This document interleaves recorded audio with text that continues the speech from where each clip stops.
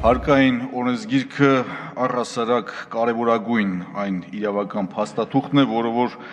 լիարժեքորեն պետք է կարգավորի նաև մեր երկրի քաղաքացիների եւ պետության փոխհարաբերությունները եւ առհասարակ որպես այդպիսին Հայաստանում ներկայումս տեղի ունեցող մի գործընթացի եւ դրանից բխող մի քանի հետևանքներին չեմ կարող չանդրադառնալ։ Օրեր շարունակ ազգային ժողովի նիստերի օրերին զուգահեռ մի քանի հարյուրավոր փոքր միջին ձեռնարկատիրական գործունեություն իրականացնող մեր երկրի քաղաքացիներ իրենց օբյեկտիվ դժգոհությունն էին ներկայացնում ազգային ժողովի հարակից տարածքում, ընդ որում ազգային ժողովի բոլոր 4 խմբակցություններին նրանք նաև գրավոր տեսքով եւ մի քանի հազար փոքր միջին ձեռնարկատիրական գործունեություն իրականացնող քաղաքացիներ իրենց դժգոհության դիմումն են ներկայացնելով, որ նրանց նկատմամբ անհամաչափ քաղաքականություն է վարվում։ Ավելի հստակեցնեմ,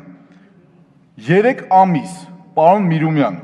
պետական ոլորտը ներկայացնող բարձրաստիճան պաշտոնյա, կարելի է փոքր միջին, շատ փոքր ծավալ ունեցող ձեռնարկատիրական գործունեություն իրականացնող քաղաքացուն նեղություն տալ։ 3 ամիս շարունակ, օրը մի քանի անգամ, առանց սափրված դեմքով,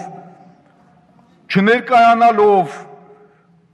վերջին դեպքերի ժամանակ չգիտեմ որքանով եք տեղյակ թե չէ, բախումները արդեն տեղի ունենում, վրաերթի ենթարկված քաղաքացի ունենք։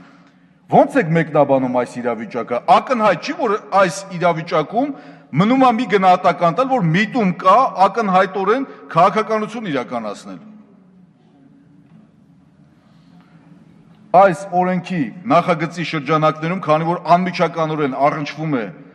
փոքր միջին ձեռնարկատերերին, անհնար է չարձանագրել եւ չբարձրաձայնել այս խնդիրների հետ կապված։ Եվ մի բան հասկացեք, այդ փոքր ծավալներով առևտուր կազմակերպող կամ ապրանք ներկրող մեր երկրի քաղաքացիները, որպես կանոն, նրանք արդեն վարկեր են վերցրել, որպես իրենց բիզնեսը կայացնել։ Նրանց մեծ մասը արդեն իրենց վարկերով են փակում, որքան կարելի է հարկային այս տերորը շարունակել։